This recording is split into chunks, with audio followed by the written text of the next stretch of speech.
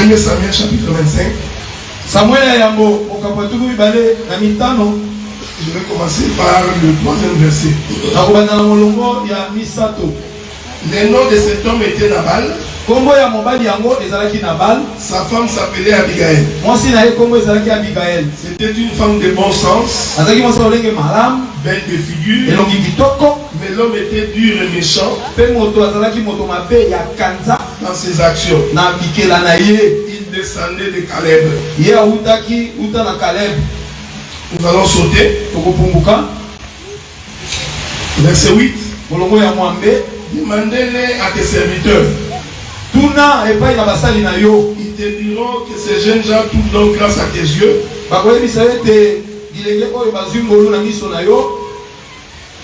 Puisque nous venons dans un jour de joie.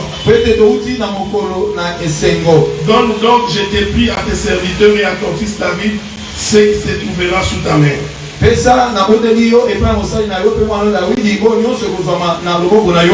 Nous allons encore sauter. Le verset 13.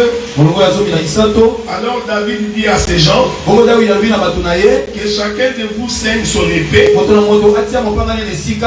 Ils saignent chacun leur épée. David aussi saigne son épée. Et environ 400 hommes montèrent à sa suite. Il n'en resta que 200 près des bagages. Nous allons encore sauter. Verset 18. Abigail prit aussitôt 200 pains. 2 outres de vin. 5 pièces de bétail à prêter. 5 pièces de mesure de grains rôtis.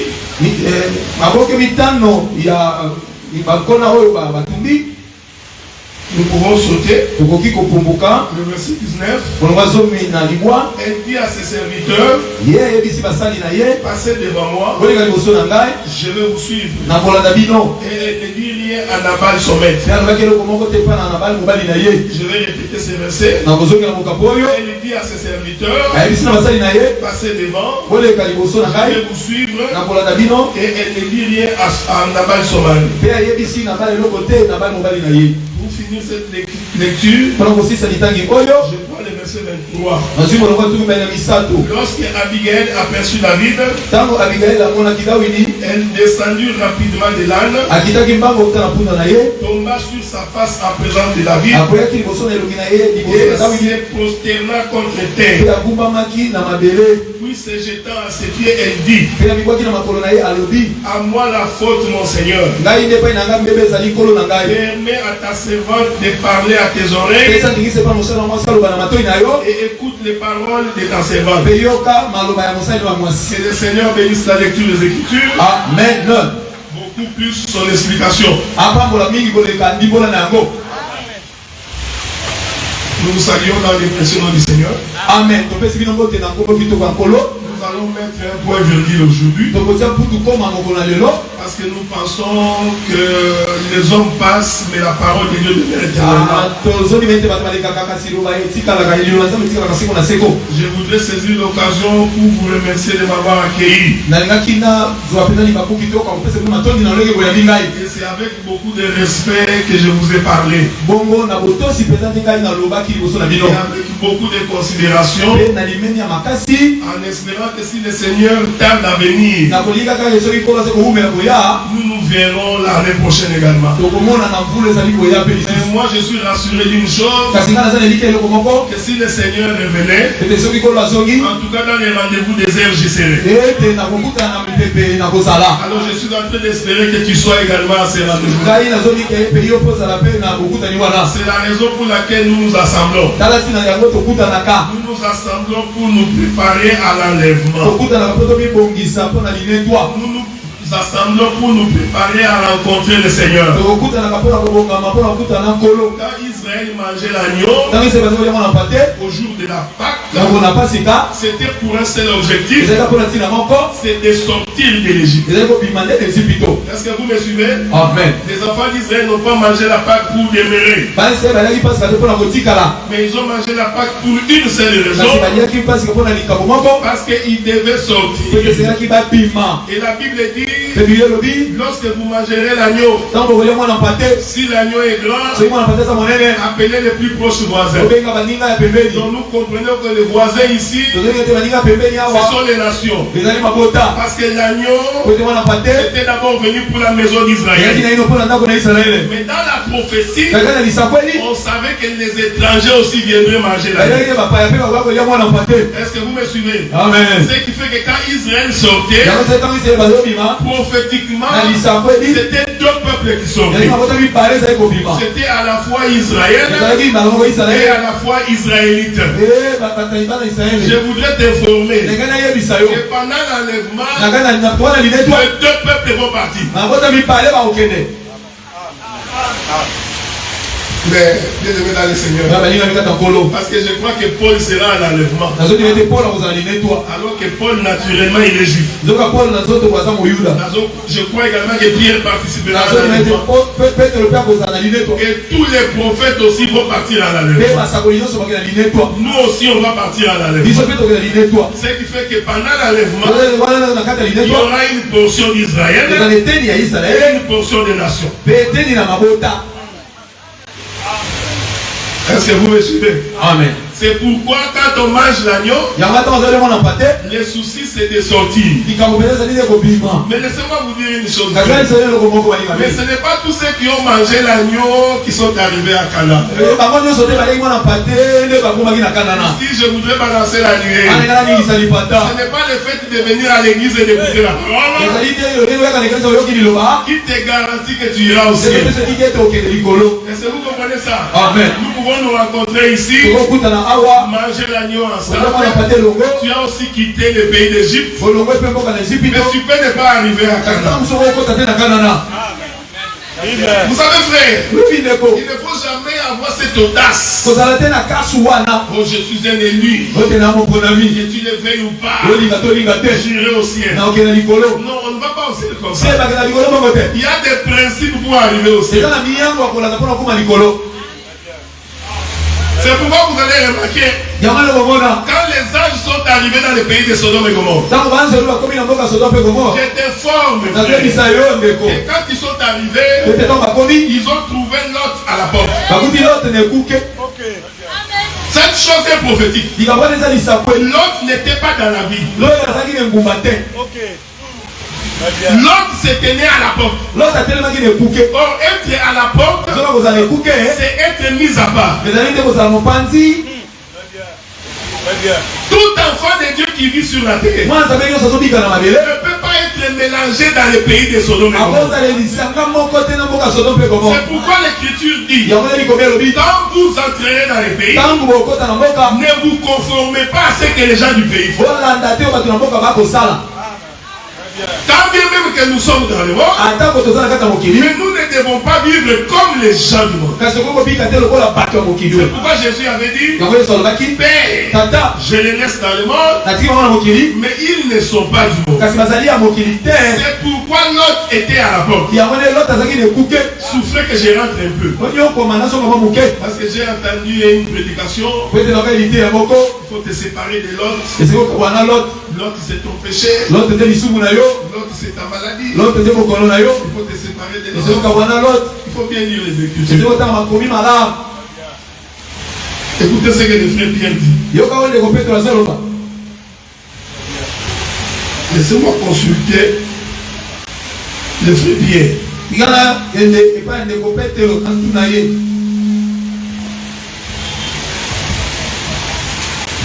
Pierre dit ceci.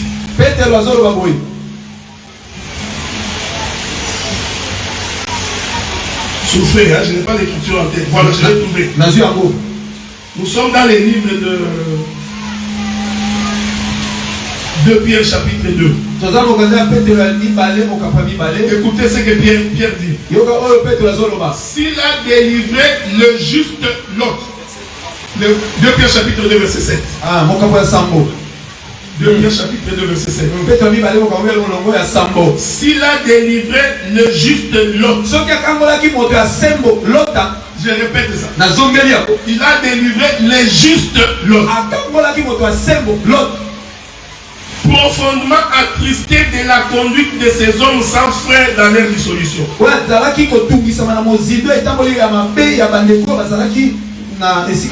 Car c'est juste qui habitait au milieu d'eux,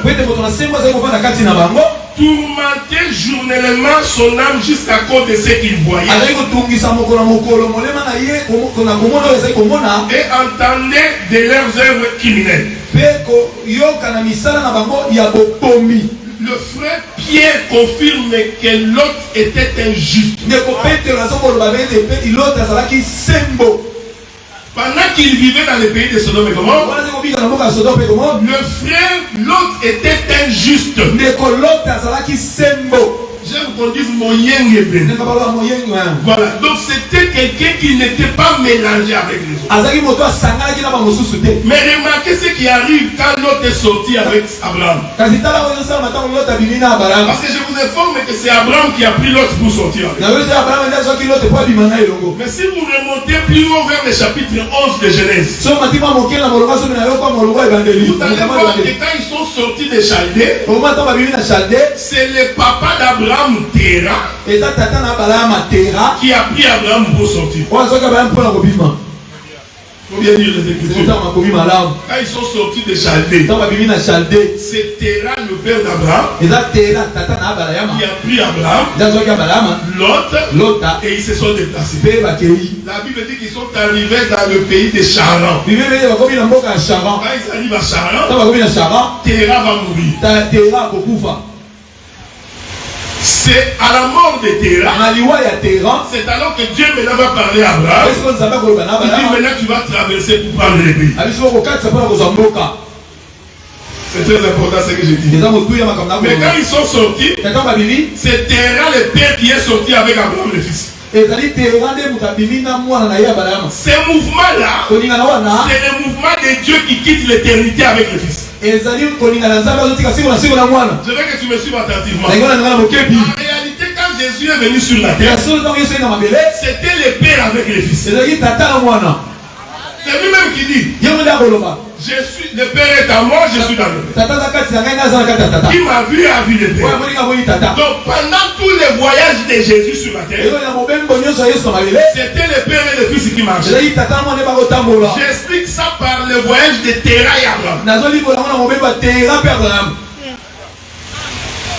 Mais quand ils arrivent à Charan, la Bible dit que Terah, le père, va mourir. Faites attention. Ici, nous sommes dans l'ombre. Et l'ombre n'étant pas la représentation exacte de Dieu. Quand la Bible dit que le père est mort, cela veut tout simplement dire que le père s'est séparé du fils. Parce que le père ne peut pas mourir. Donc la mort de Terah ici, c'est le père qui se sépare avec le fils. C'est pourquoi Jésus sur la croix va crier, mon père, pourquoi m'as-tu abandonné? Physiquement, c'était le père qui quittait le fils. C'est pourquoi le fils a pleuré. Est-ce que vous me suivez? Amen. Et sur la croix, c'est Terah qui se sépare d'Abraham. Et une fois que le fils s'est séparé avec le père, alors maintenant Dieu va dire à Abraham, tu vas traverser et prendre possession du pays. C'est pourquoi nous comprenons. C'est sur la croix que la possession a commencé. Parce que tout le temps que Jésus marchait, ce n'était qu'une ombre. Mais quand Jésus meurt et la résurrection, c'est alors que nous prenons possession de ce qui est. C'est pourquoi Paul dit, si Christ n'était pas mort et ressuscité, alors notre prédication se révèle. Donc nous sommes en possession de ce que Dieu nous a promis. Lorsque Christ est mort et ressuscité, c'est ça Abraham qui traverse. N'oubliez pas que je vous prêche les données. Je vous ai dit que j'ai ma manière de présenter comment on donne. Les gens qui étaient vendredi nous ont bien compris. Aujourd'hui nous allons bien descendre. Mais remarquez frère, quand Abraham marche avec Lot,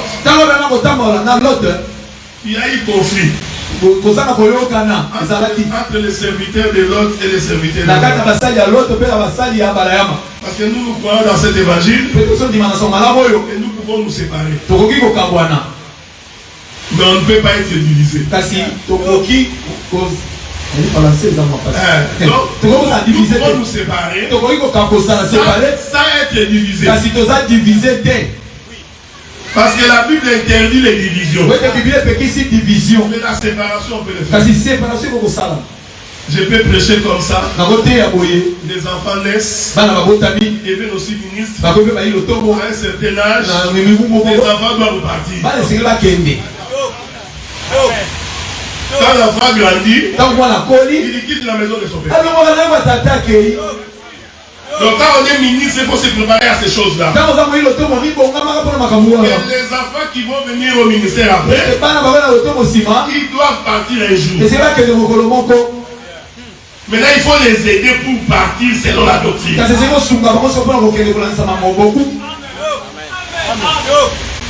C'est-à-dire, nous allons t'encadrer,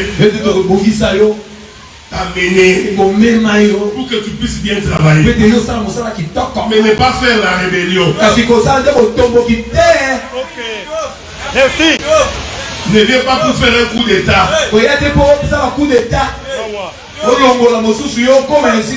Si tu as grandi, le père va voir qu'il est temps que tu partes. Je vais vous dire une chose. Les ministères, ce n'est pas seulement prêcher. Merci. Celui qui avait prêché que pour qu'on sache que tu es ministre, il faut que tu aies une bonne interprétation de l'écriture. J'ai dit que ça, ce n'est pas les critères primordiaux. Je vous avais dit vendredi que Aaron, avant de commencer, doit d'abord être lavé. On doit enlever ses vieux vêtements. On lui fait porter les vêtements sacerdotaux. Ensuite, on lui donne la loi pour lire. Donc un ministre, ce n'est pas seulement celui qui interprète bien l'église. C'est aussi celui qui sait vivre avec les gens. Celui qui sait comment parler avec les gens. Il est celui qui a la capacité de fédérer les gens tout autour de lui. Et il doit être un homme patient. Quand on dirige l'église, il faut que tu sois un homme patient. Parce que vous ne dirigez pas les hommes, vous dirigez les esprits. Si tu n'as pas la patience, tu ne conduiras jamais un peuple. Je vais vous donner des exemples.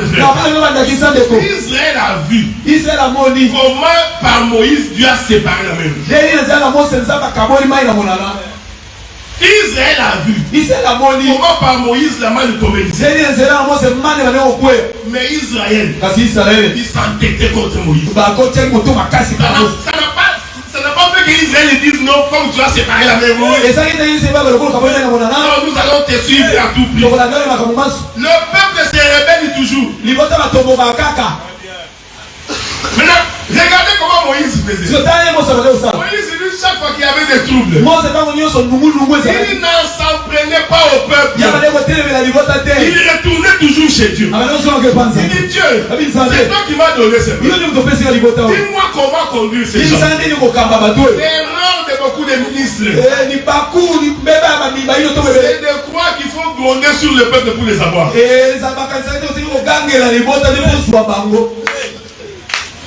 Un jour même, Dieu est entré en colère. Il dit je vais tuer ce peuple. Merci. Si c'était toi, avec toute la colère que tu as, tu l'es. Si tu vois quelqu'un qui accepte facilement la destruction, comprenez qu'il est inspiré par le diable. Parce que vous ne comprenez pas les douleurs de l'enfantement. Il faut poser la question à la maman. Elle connaît les douleurs de l'enfant. Et elle sait que l'enfant que j'ai, c'est la chose la plus importante. Mais pour réunir les gens dans une assemblée, ça prend les douleurs de l'enfant. Tu ne peux pas te réveiller un matin parce que tu as une opinion contraire. Tu penses que tu peux détruire tout le monde. C'est parce que tu ne connais pas les douleurs de l'enfant. Avoir une âme dans l'église, que le ciel est dans la joie. Ok, merci. Papa. Merci. Avant de faire ta rébellion, il faut bien te poser des questions. Il y a des prédicateurs. Il vient, il trouve une assemblée assise. Il trouve.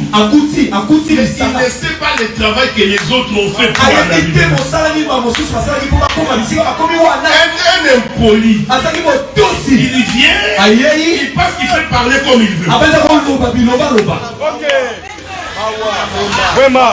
Quand tu vas dans la maison de quelqu'un, on ne s'adresse pas à sa femme. Merci. Quand tu es au ministre de la parole et que tu vas prêcher quelque part, si tu sais qu'il y a des points de désaccord avec les ministres en place, tu ne peux pas aborder ces sujets-là de la chaîne. Ça, c'est un désordre. Parce que tu ne connais pas la souffrance pour bâtir une œuvre. Vraiment, ok. Regardez, Dieu dit, je vais détruire ce peuple.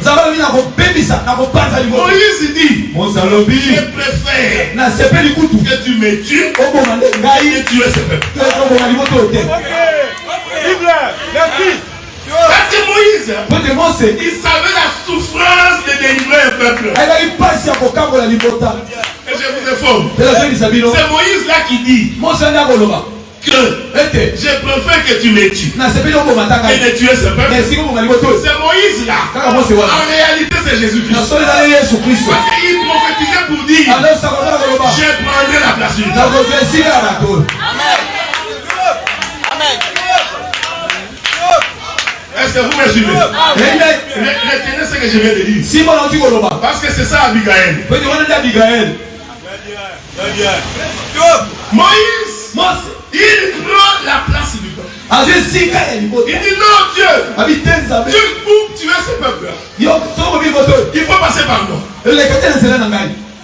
Ce que Moïse disait était une prophétie. Pour dire que le peuple ne mourra pas, mais quelqu'un mourra à sa place. Or, Deutéronome dit, l'Éternel votre Dieu vous suscitera un autre prophète comme moi. Ici, on ne répète pas. On va aller voir comment était Moïse. La Bible dit ceci. Moïse est mort à l'âge de 120 ans. Je t'informe que Jésus aussi doit mourir à 120 ans. Tu vas voir ça. La vie de Moïse était 120 ans, mais c'était 40 ans dans la maison des pharaons, 40 ans chez Jétro, 40 ans dans la marche du désert. Est-ce que vous me suivez? Donc Moïse, c'était 40 3 fois. Est-ce que vous retenez ce que j'ai dit? Donc Moïse, c'était 40 plus 3 fois. Je n'ai pas le temps d'expliquer le règne de David, parce que David a régné pendant 40 ans. Donc Le chiffre 40, c'est Judas. Mais c'est Judas là, il est pris 3 fois. Le chiffre 3, c'est Lévi. Je rentre dans les déserts. Pendant que Moïse paissait le troupeau de son beau-père, il voit un buisson ardent. En réalité, qu'est-ce que Moïse avait vu? Il avait vu le soleil sur la terre. Oui, mais c'est écrit. Parce que quand Moïse se retourne, Dieu lui dit ôte les chaussures de tes pieds. Parce que là où tu te tiens, et tu n'étais enceinte. Alors Dieu dit à Moïse, j'ai vu la souffrance de mon père. Alors je suis descendu. Le buisson ardent, c'était Dieu descendu.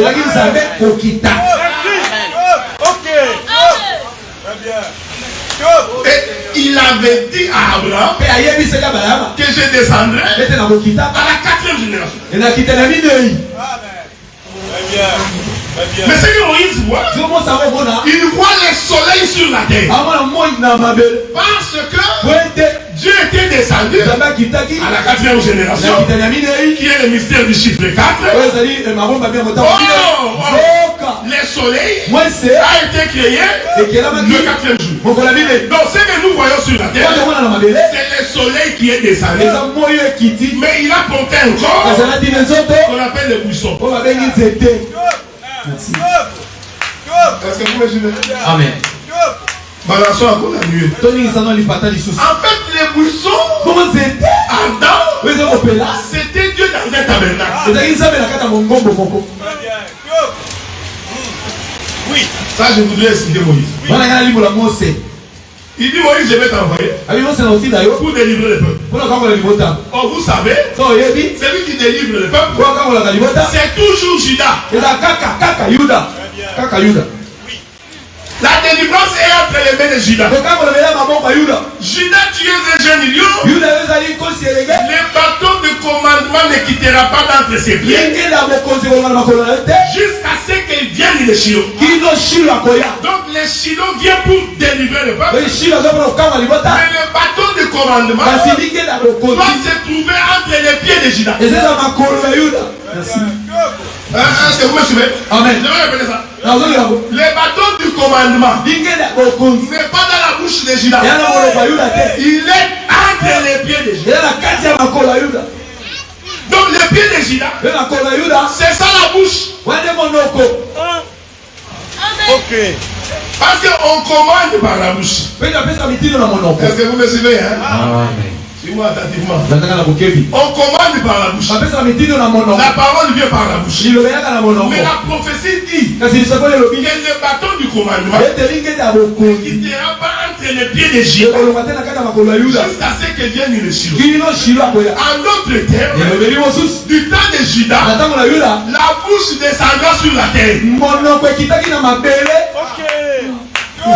Donc quand Jésus prêchait, en réalité c'était le ciel sur la terre.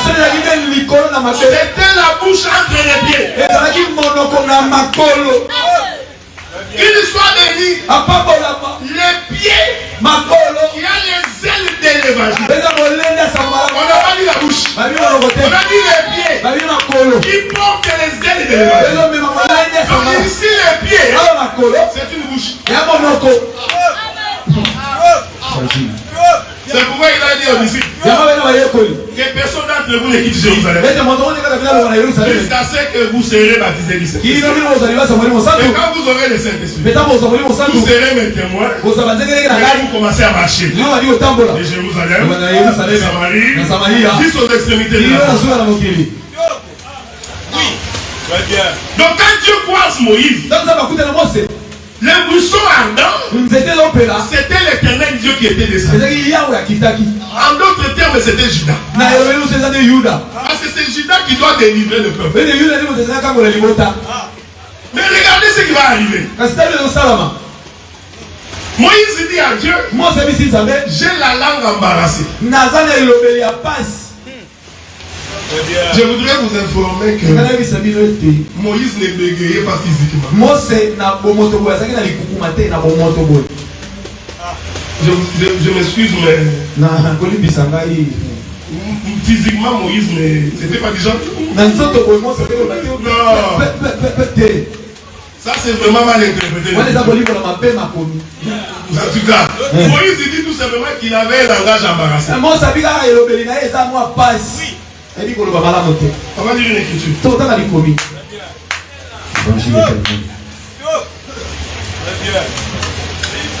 Je crois que ça doit être Actes des Apôtres. Où il est écrit que Moïse était puissant en parole et en acte. Je cherche ça.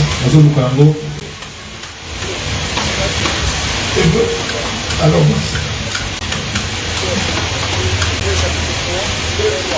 Hébreux 3. Alors, quel verset? Hébreux chapitre 3.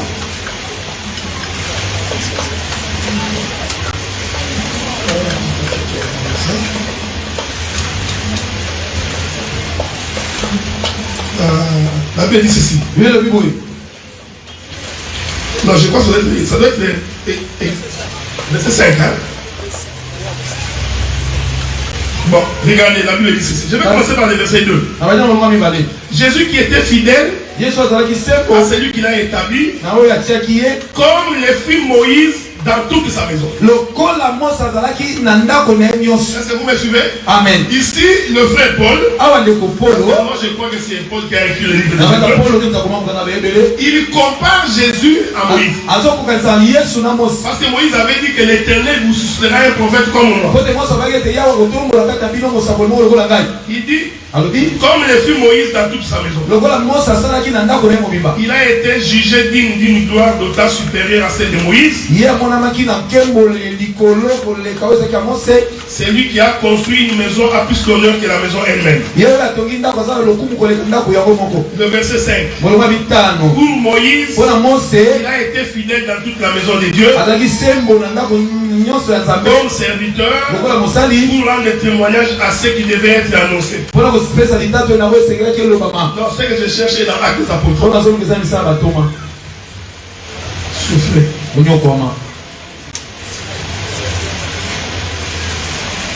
Ça doit être Actes des Apôtres chapitre 7. Voilà. Oui. Actes chapitre 7 verset 22.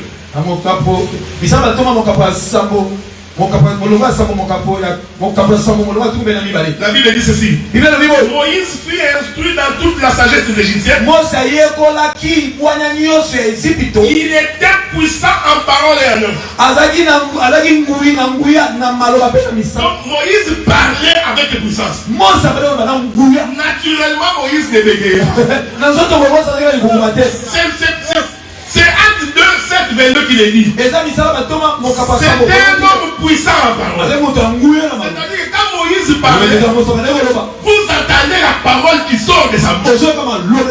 Mais quand Moïse dit que j'ai le langage embarrassé, Moïse voulait tout simplement dire je parlerai en parabole. Merci. Le langage embarrassé de Moïse, cela expliquait le parler en parabole de Jésus. C'est pourquoi, dès qu'il a dit ça à Dieu, que moi j'ai un langage embarrassé, alors Dieu lui dit, je t'envoie l'interprète. Il dit, tu vois ton frère. Oui. Il va te servir d'interprète. Nous comprenons que Moïse ne bégayait pas. Ça, c'est une prédication des branhamistes. C'est écrit dans les brochures que Moïse bégayait. Non. Le langage embarrassé de Moïse, c'était son langage parabolique. Sa naissance est parabolique. Sa vie est parabolique. Les miracles qu'il faisait parabolique. C'est pourquoi Jésus dit à ce peuple, je parlerai qu'en parabole. C'était ça Moïse. Merci. Ok, merci. Il faut pas aller dire que Moïse bébé. Mais Dieu dit, puisque ton langage est embarrassé, et que le peuple ne peut pas saisir, maintenant je vais t'envoyer Aaron pour qu'il te serve d'interprète. Est-ce que vous me suivez? C'est pourquoi Jésus dit aux disciples, il est avantageux que le Saint-Esprit vienne. Parce que le Saint-Esprit vous enseignera clairement ce que je vous ai dit en parabole. Écoutez, tout ce que Jésus faisait, toute la prédication de Jésus avant sa mort n'était que parabole. Mais il a guéri les malades. Parabole.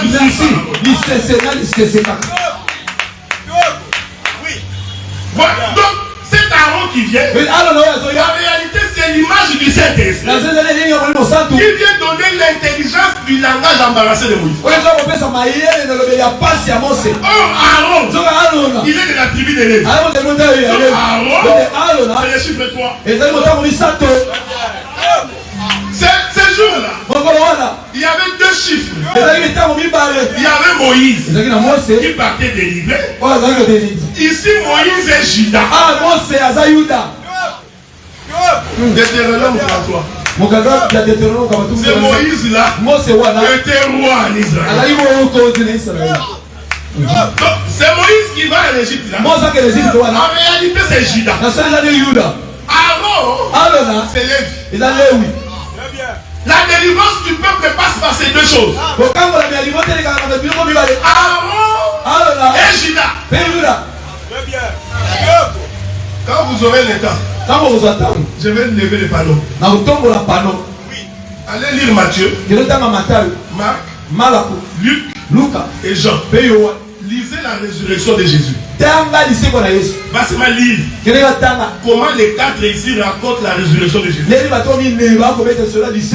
Tu verras qu'il y en a deux qui disent ceci. Jésus est ressuscité le troisième jour. Il y en a deux qui disent ceci. Après 3 jours, Jésus est ressuscité. C'est pas pour rien. Parce qu'il y en a deux qui ont vu dans la résurrection de Jésus. Lévi. Il y en a deux qui ont vu dans la résurrection de Jésus. Judas. Merci. C'est pourquoi quand ils sont arrivés à l'Égypte, je vous donne une information. Il est possible que noir sur blanc, que tu as l'impression que Moïse parlait à Pharaon. C'est possible. Mais la plupart des écritures que j'ai lues, je me suis rendu compte que Moïse ne s'adressait pas à Pharaon. Quand il s'agissait d'exécuter l'ordre, Moïse s'adressait à Aaron.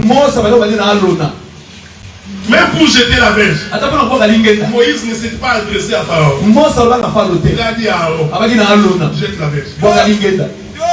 Amen. Tout ça, le langage parabolique de Christ et Aaron qui interprète. C'est pourquoi vous allez remarquer, pour sortir de l'Égypte, il fallait premièrement que les sacrifices soient faits. En d'autres termes, il fallait que dans chaque maison, que Lévi soit présent. Parce que pour égorger l'animal, il faut qu'il y ait un sacrificateur. Donc dans chaque maison d'Israël, Aaron était représenté par le chef de famille qui était le sacrificateur. C'est pourquoi dans les assemblées des saints, quand nous disons que la femme ne peut pas prendre le pressoir, c'est écrit dans la Bible.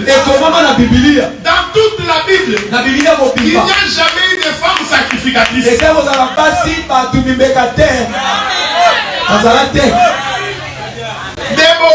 Déborah, oui, elle est prophétesse. Nous disons Amen. La soeur peut prophétiser. Mais égorger l'animal. Aucune femme. Moi, si t'es. Parce que quand on égorge l'animal, il faut que tu sois quelqu'un qui sait manier le couteau. Parce que dans tout animal, il y a la poche amère. Donc celui qui ne sait pas couper les animaux, il va aller couper la poche amère. L'union se déduit.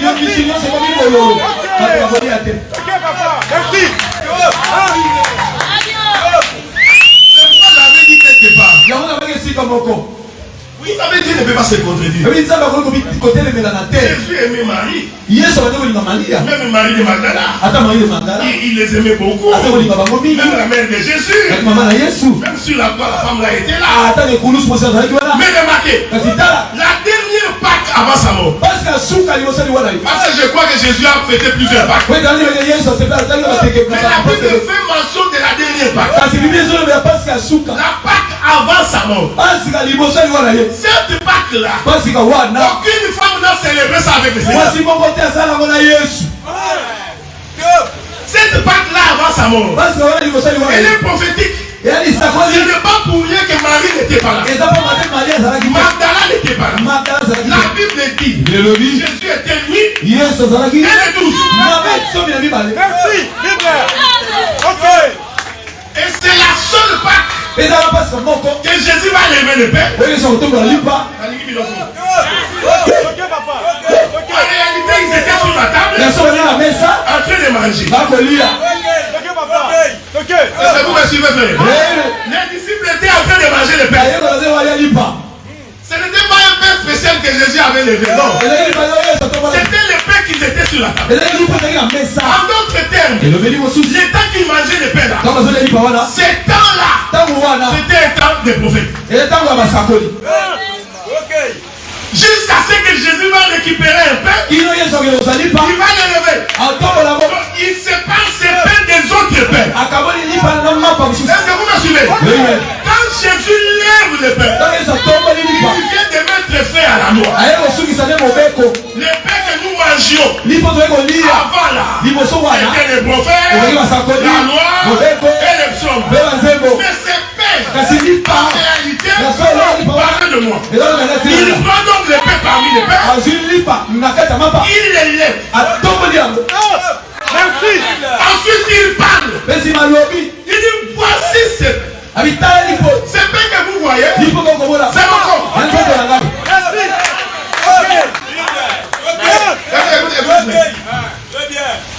Lèvez le pain là. J'ai informé que c'était Golgotha. Parce que dès qu'il a levé, tous les regards regardaient ce pain. Personne ne regardait encore sur la table. Aujourd'hui, nous ne regardons plus sur la table.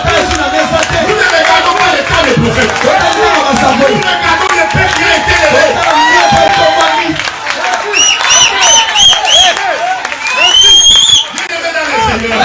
Ton regard doit tourner vers Jésus. Et ta préoccupation soit tournée vers Jésus. Parce qu'il est le pain qu'on a levé. Amen. Il lève le pain. Il est mort. C'est ce que j'ai dit Golgotha. Parce qu'à Golgotha, le pain est mort. Parce que rompre le pain, c'est en réalité la mort du pain. Dans l'évangile éternel, nous mangeons le pain rompu. Donc une écriture qui n'est pas interprétée. C'est un pain entier.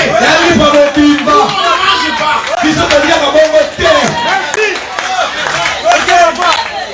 Même la femme cananéenne a vu ça. Il dit à Jésus, ma fille est malade. Viens la guérir. Jésus dit non. On ne donne pas la nourriture des enfants aux chiens.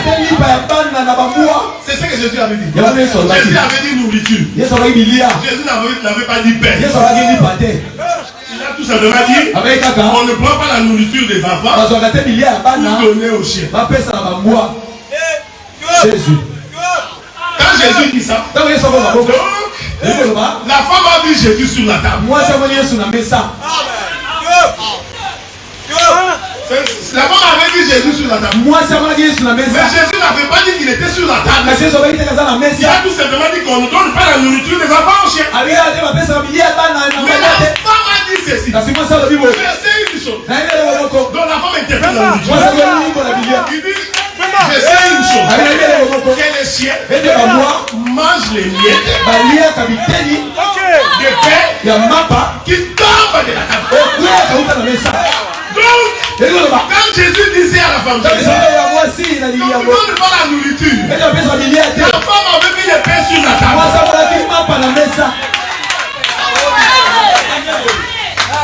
Donc il a vu Jésus assis sur la table, en train de manger avec les enfants. Or les enfants ici, ce sont les apôtres.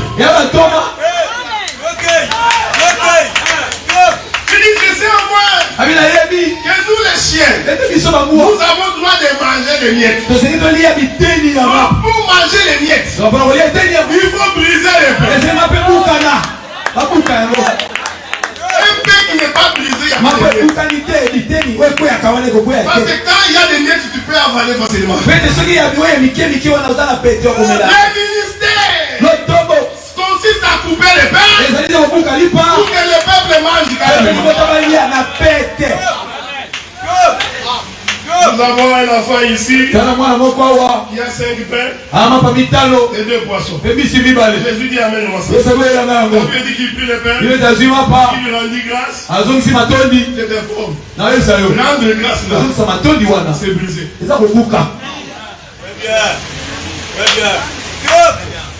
Pour rendre grâce ici, il faut lire les textes. La Bible n'a jamais dit que Jésus a prié. Oh Dieu, je te rends grâce. Parce que les pères, nous allons distribuer. Non, la Bible dit tout simplement, Jésus a rendu grâce. Mais qu'est-ce qu'il avait dit? La Bible se tue. Ici nous avons l'interprétation. Rendre grâce, vous voulez tout simplement dire, j'ai rompu le pain, maintenant distribué. On distribue, le pain ne finit pas. On distribue, le pain ne finit pas. Il dit, allez ramasser. J'étais fort. Marie de Magdala était là. Marie mère de Jésus. Mais quand il a été question de ramasser le pain, ce sont les 12. Merci. Même Marie est polie. Il n'a pas ramassé les pains. Mais pourquoi toi tu es impoli comme ça? Marie qui a porté Jésus dans son ventre 9 mois. Lui n'a pas ramassé les pains. Toi, né en 1900, tu viens ramasser les pains. Dans chaque maison d'Israël, Aaron a commencé par sacrifier. Je voudrais exhorter, avant que l'Éternel te délivre, avant que l'Éternel intervienne tout à cause, il faut d'abord que l'œuvre de la croix soit identifiée dans ta maison. La vie, la marche d'un chrétien doit d'abord commencer par l'agneau sacrifié. Nous nous identifions à l'œuvre de la croix. Pensez que nous mourrons au péché pour commencer une nouveauté de vie. Dieu ne pouvait pas délivrer Israël si premièrement il n'y a pas d'expiation du péché. Donc toute prière de délivrance pour quelqu'un qui ne s'est pas encore converti, nous croyons que ce n'est pas de Dieu. Très bien, oui. Dès qu'ils ont fini de manger, Aaron se retire. Moïse passe. Parce que c'est lui le lion. C'est lui Judas qui va commencer la marche. Est-ce que vous remarquez? Amen. Donc Israël est sorti de l'Égypte avec Judas et avec Lévi. C'est pourquoi Hébreu dit, considérez ce Melchisédek à qui Abraham donné la dîme de Dieu. Et pendant C'est Melchisédek. Melchisédek était azalaki roi de Salem. mokonzi ya Salem. Donc c'est Melchisédek. Et Melchisédek était Judas. azalaki Yuda. Oui. Est-ce que vous me suivez? Amen. Oui. Virgule. Comment? Sacrificateur du Dieu vivant. Donc Melchisédek était à la fois le chiffre 4. Le roi. Il était aussi le chiffre 3. Parce qu'il est sacrificateur. Donc Melchisédek lui-même, il était 4e. Oh, je vous avais dit que Moïse, son âge était de 120 ans. Il faisait à 40. Qui fait le chiffre 12.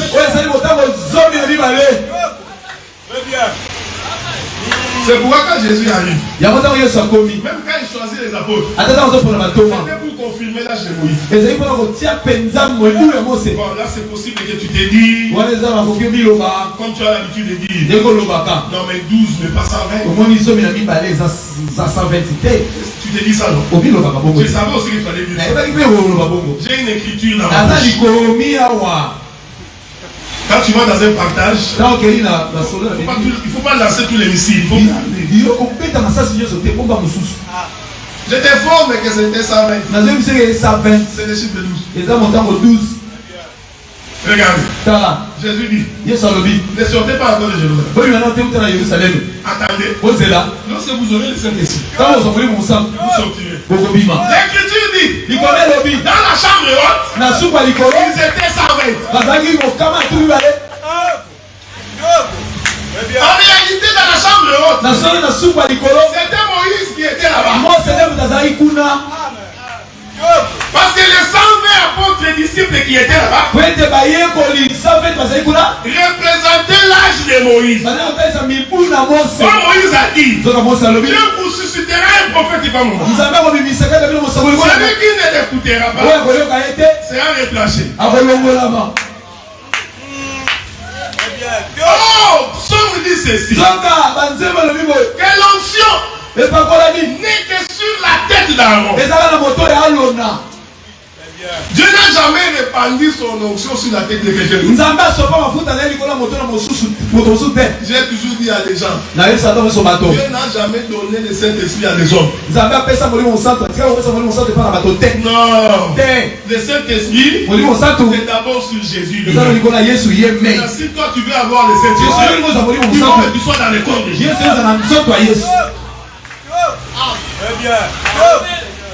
Parce que l'onction n'est répandue que sur la tête d'Aaron. Aaron c'est le souverain sacrificateur. Il représente Jésus lui-même. Il n'y a que sur lui. Jean-Baptiste, quand il a regardé, il a vu le Saint-Esprit sous forme d'une colonne descendre sur lui. Amen. Maintenant, pour que toi tu aies le Saint-Esprit, il faut que Noé aille couper le bois dans la forêt et qu'il ne pas s'entrer dans les tours de Jésus. Donc quelqu'un qui n'est pas à Jésus ne peut pas avoir le Saint-Esprit. Oui. Donc j'ai vu quelqu'un qui parle la langue, mais un païen. Et tu dis que c'est le Saint-Esprit. Ça c'est un Saint-Esprit de Katakokombe. Et quand l'Esprit descend, il descend sur la tête des 120. Mais regardez frère, comment Dieu est merveilleux. Vous expliquez que 120 c'est 12. Quand ils sont sortis pour prêcher, la Bible dit Pierre et les 11. Oh, Pierre et les 11 font 12. Donc 12 ici. C'est la dîme des 120. Donc les jours de la Pentecôte, c'était la dîme qui avait prêché.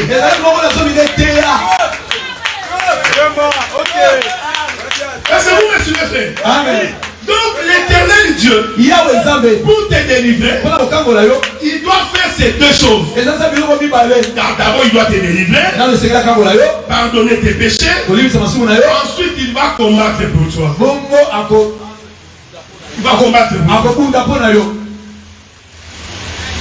Ça là, Dieu a fait.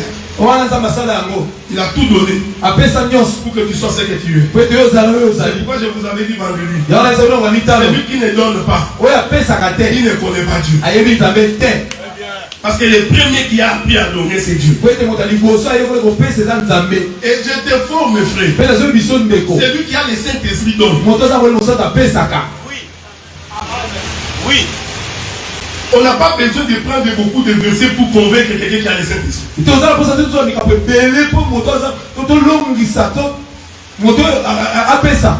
te dis même que le salut doit passer par les données. Les textes que nous avons lus, David a envoyé les messages auprès de Nabal. Dites à Nabal de me fournir à manger. Nabal refuse. Est-ce que vous me suivez? Amen. L'information tombe dans les oreilles d'Abigail. Parce qu'Abigail c'était la femme de Nabal. L'écriture dit Abigail saute. Parce que David était en colère et il venait pour tuer la maison de Nabal. Je vais répéter les textes, frère. Quand je vais interpréter que tu ne puisses pas échapper. David était en colère parce que Nabal n'a pas obéi à sa voix. Mais bien aimé dans le Seigneur, c'était les biens de Nabal. Les biens. C'était sa maison. Il pouvait refuser des donner. Mais pourquoi ça va énerver David? Donc nous comprenons que ce que David faisait, ce n'était pas un problème des biens de Nabal. Je t'informe, le refus de Nabal, en réalité c'était la désobéissance à la parole de David. Ici David représente Dieu et la maison de Nabal représente le monde. Mais dans le monde, il y avait Abigail.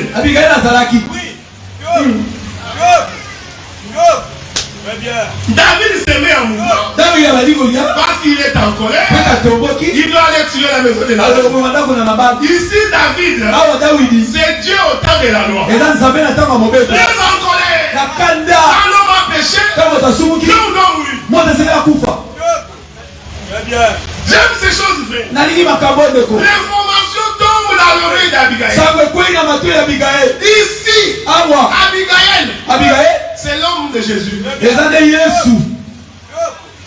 Tu vas voir ça. Vous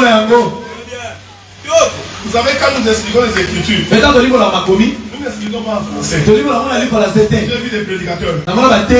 Il explique dans les voyelles et les consonnes. Quand on se dit là, c'est une femme. Quand on dit là, c'est un homme. Mais là, quand tu vas en anglais, parce qu'en anglais, les là et les le n'existent pas.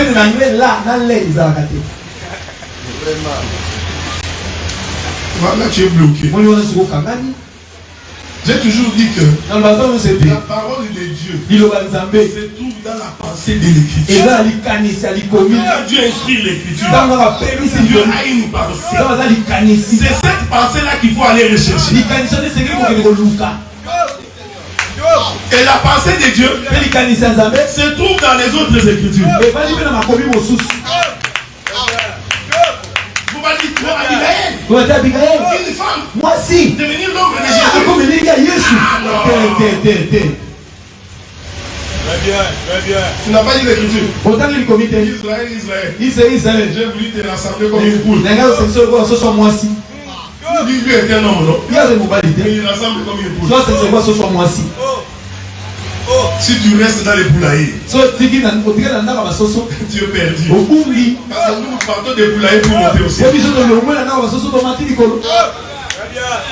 Abigail sort. Il ne va pas le même réduit. On ne peut pas servir Dieu les mains vides. Ça n'existe pas dans la Bible.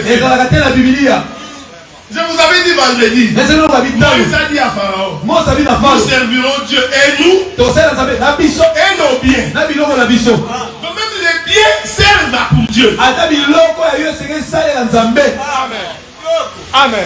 Moi j'ai toujours pensé que donner un dixième c'est ça la part de Dieu. Moi j'ai toujours trouvé que ce n'est pas très juste. Moi j'ai toujours dit qu'il faut donner tout ce que tu as. Tu peux donner 10 dixièmes. Tout. Parce que toute ta vie, tout ce que tu as, en réalité servent pour Dieu. Merci. Abigail récupère la nourriture. Cette chose est prophétique. Mais regardez Abigail. Avant de partir, il envoie ses serviteurs. Donc Abigail avait des serviteurs. Donc les serviteurs ont précédé Abigail. Tout ça, c'est le mouvement de Jésus. Jésus avant de venir, il envoie d'abord les prophètes. Ici les serviteurs d'Abigail représentent le prophète. Je vais toucher une chose dans l'homme. Dieu va créer Adam. Il dit créons l'homme à notre image. Selon notre propre exemple. Donc l'homme était l'ombre de Dieu. Est-ce que vous voyez? Amen. C'est Dieu qui dit ça. Donc Adam était l'ombre de Dieu. Or, naturellement, l'ombre ne peut pas bouger par elle-même. Non, ça n'existe pas. Si tu vois l'ombre en train de bouger, c'est qu'il y a une réalité qui bouge. Comme Adam est l'ombre de Dieu. Donc tout ce qu'Adam fait, en réalité c'est Dieu qui le fait. Merci. Ok. Merci. Adam donne le nom aux animaux. Ce n'est pas Adam. Merci Dieu. Merci. Adam est frappé d'un profond sommeil. Ce n'est pas Adam. C'est Dieu. Oui. On retire la côte chez Adam. Ce n'est pas Adam, c'est Dieu. Adam se réveille, il voit une femme. L'os de mes os, chair de ma chair. Ce n'est pas Adam, c'est Dieu. C'est vrai quand tu prêches Adam, il faut faire très attention. Très bien. Merci. Mais vous allez remarquer une chose. L'ombre précède toujours la réalité. Toujours. Adam a été manifesté en premier. Jusqu'à ce que Dieu lui-même est venu. Donc l'ombre précède toujours le vrai. Ici, tu ne peux pas me contredire que Adam représente les prophètes. Parce qu'il est l'ombre de celui qui peut venir. Oui. Mais remarquez, l'Éternel vient croiser Abraham au chêne de Mamré. J'ai fini dans 5 minutes. Je suis en train de descendre. Il fait chaud. La Bible dit qu'il a rencontré Abraham à la chaleur du jour. La chaleur du jour, c'est midi. On va faire un peu de la géographie. Parce que Dieu aussi est géographe. Quand le soleil se lève, il dégage, il dit non. Le soleil va faire sa course. Tu peux le voir si tu sors sous le soleil. Si tu te mets comme ça à 6 heures et que le soleil s'est levé, tu verras ton ombre. Mais tu vas voir une chose qui va se passer. Plus le soleil va avancer, plus ton ombre vient sur toi. Est-ce que vous suivez ce que je dis? Plus le le soleil s'approche, l'ombre vient plus près de toi. Et quand le soleil arrive à midi, l'ombre et la réalité vont être sur la même longueur d'onde. C'est-à-dire l'ombre et la réalité vont se confondre. C'est ce que Jésus disait. Moi et le Père, nous sommes un. En réalité, c'était le soleil sur le corps. L'ombre et la réalité étaient ensemble. Est-ce que vous suivez ce que je dis? Quand Jésus marchait sur la terre, c'était le Père et le Fils. Parce que Adam, comme l'ombre de Dieu, Genèse dit qu'il est le Fils de Dieu. Maintenant, quand Dieu croise Abraham à midi, il dit à Abraham, l'an prochain, à la même époque, quelle est cette époque? L'époque où l'ombre et la réalité vont être ensemble. Est-ce que vous me suivez? Parce que l'an prochain, Sarah n'a pas eu d'enfant. Ça a pris plusieurs années. Mais Dieu avait dit l'an prochain. Donc Dieu a son langage. Il dit à la même époque. Quelle est cette époque? Pour comprendre ça, il faut consulter pourquoi Dieu a créé les luminaires. Parce que la Bible dit Dieu a créé les luminaires pour marquer les époques, les années, pour que nous comprenions. Donc l'époque où Dieu disait que Sarah, ta femme, aura un fils, c'est l'époque où le père et le fils seront ensemble.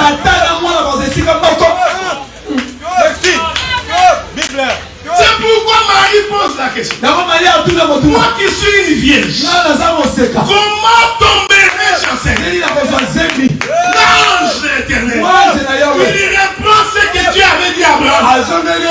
Il dit l'ombre du Tout-Puissant. Attends, le Tout-Puissant lui-même sera là. Le nombre de sa personne va découvrir. C'est pourquoi l'enfant qui naîtra de toi sera appelé fils de Dieu.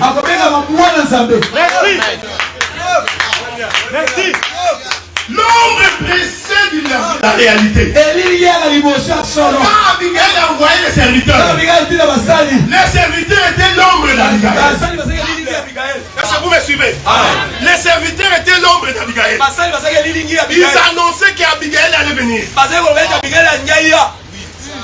Et si nous disons que les serviteurs, ce sont les prophètes, jusqu'à ce qu'Abigail elle-même s'est présentée. Ce que je voudrais te dire, frère, pour que la maison de Nabal ne soit pas détruite, il a fallu qu'Abigail puisse donner le présent à David. Les saluts passe par les dons. Quel est ce don qu'Abigail a donné? En réalité, ces dons-là, c'était Abigail lui-même. C'est pourquoi l'Écriture dit sachez que vous avez auprès du Père un intercesseur, Jésus-Christ le juste, qui intercède à votre faveur. Abigail a dit David, que ta colère ne s'enflamme. Quand mon mari est un méchant, c'est un pécheur, mais accepte ses présents. Le présent ici, c'était Jésus lui-même sur la croix.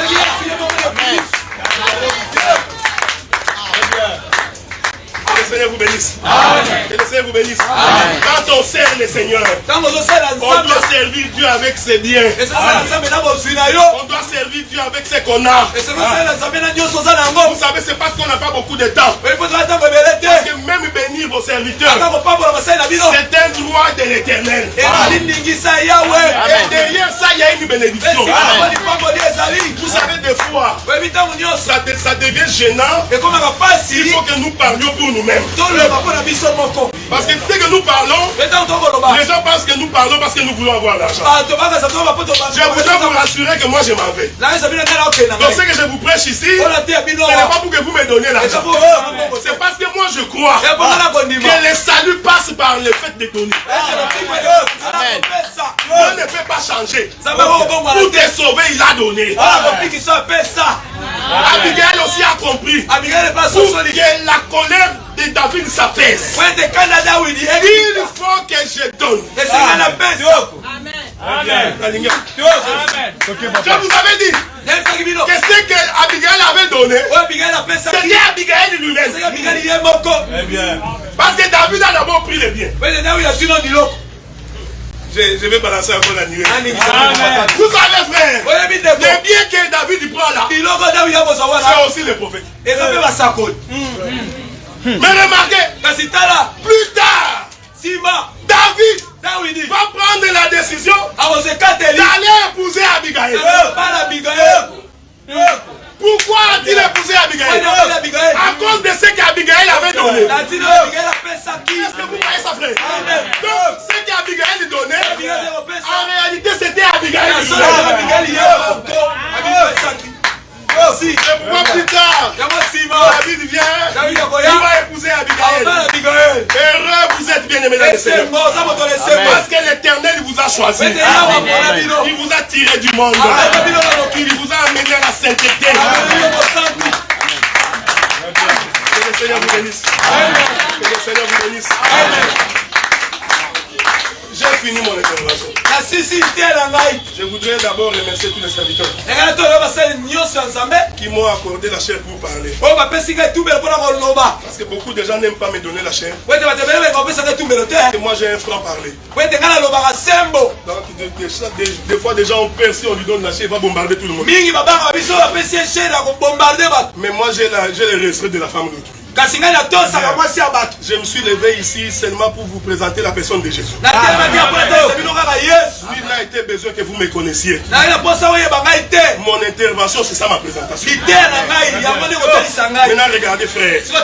Il est possible que dans mes propos, que je vous ai offensé. Mais je ne vous ai pas visé. Alors je t'ai pris de mes pardons. Je ne voudrais pas qu'en partant, que tu puisses murmurer après moi. Le frère là m'avait insulté. Je n'ai insulté personne parce que ça n'a pas été dans mes intentions. Mais ça peut arriver qu'en parlant, vous savez, frère, il y a quelqu'un qui a dit, je ne peux pas à l'église. Parce que là-bas, on ne prêche que moi. Mais toi, tu veux qu'on prêche qui? Non, à ton avis. Quand vous venez ici, mais c'est pour qu'on vous prêche. Amen. Oui, ce que nous disons, toi tu es touché, toi.